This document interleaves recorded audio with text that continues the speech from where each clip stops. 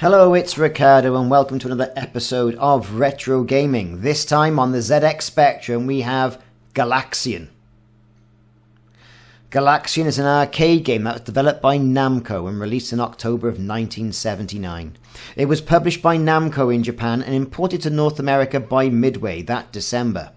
A fixed shooter game in which the players control a spaceship at the bottom of the screen and shoots enemies descending in various directions, it was designed to compete directly with Taisho Corporation's successful and legendary game Space Invaders, which was released the previous year and was also imported to the US by Midway Games.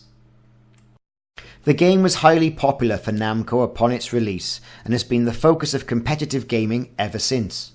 It spawned a successful sequel, Galaga, in 1981, and the lesser-known Gapalus and Galaga 88 in 1984 and 1987 respectively, as well as many later ports and adaptations. Along with its immediate sequel, it was one of the most popular games during the golden age of arcade games. Those times where Missile Command, Pac-Man, Space Invaders, Pong reigned king. As mentioned, Galaxian expanded on the formula pioneered by Space Invaders by the Taisho Corporation. As in the earlier game, Galaxians featured a horde of attacking aliens that exchanged shots with the player. In contrast to Space Invaders, Galaxian added the element of drama by having the aliens periodically make kamikaze-like dives at the player's ship. This made it the first game to feature enemies with individual personalities. The game's plot consists of a title screen that displayed the message, "We are the Galaxians." Mission: destroy aliens. Galaxian was very successful for Namco and introduced several firsts. Though not the first colour video game, Galaxian took RGB colour graphics a step further, with multicoloured animated sprites and explosions, different coloured fonts for the score and high score, the scrolling starfield and graphic icons that show the number of lives and how many stages the player had completed. It also features a crude theme song and a more predominant background music title track. These elements combine to create a look and feel that would set the standard for arcade games in the 1980s, such as Pac-Man. Now gameplay is relatively simple. If it moves, shoot it. If it doesn't move, then it's going to move, so shoot it anyway. Swarm after swarm after swarm of alien armies attack the player's ship that moves left and right at the bottom of the screen. The ship can only have one shot on screen at any time, so when you fire you must wait for that shot to leave the screen or for it to hit an alien before you can fire again. The player defeats one swarm only to have it replaced by another more aggressive and challenging swarm in the next stage. A plain and repetitive starfield scrolls in the background.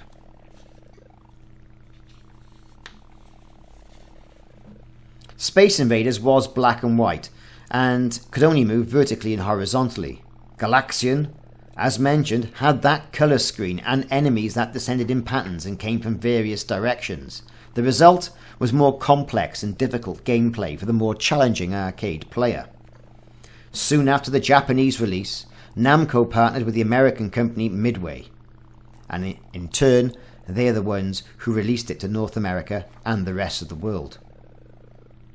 Video Game Magazine in 1982 reviewed the Astrocade version of Galaxian, codenamed Galactic Invasion, noting that the graphics were inferior to the coin-op and PC versions, but praising the play action as magnificent compared to other console versions.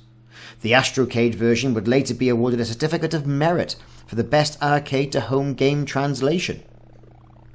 Arcade Express reviewed the Atari 5200 version in November 1982 and scored it 7 out of 10.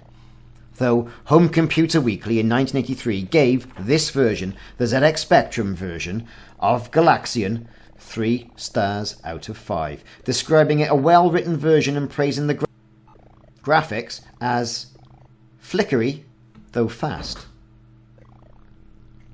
Galaxian has spawned several follow-up games. The most popular of these was immediate successors Galaga, which largely eclipsed its predecessor in popularity, introducing aliens attacking in intricate formations, multiple shots and bonus stages. A third game in the series, Galapus as formerly mentioned, was released in 1984.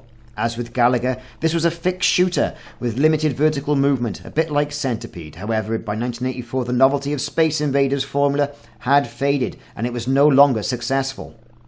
A fourth game though, Galaga 88, was released in 1987 and imported to North America. And then the fifth and final game, Galaga Arrangement, was released as part of the Namco Classic Collection Volume 1 in 1995. It's very easy to see how it can be interpreted that Galaga looks like Space Invaders. Although, as I've mentioned, the patterns at which the aliens attack do give you more complicated gameplay. And the ship, I've got to say, looks like a Y-Wing bomber from Star Wars. I've been Ricardo, this has been Retro Gaming. Thanks for watching and look out for more games in the series.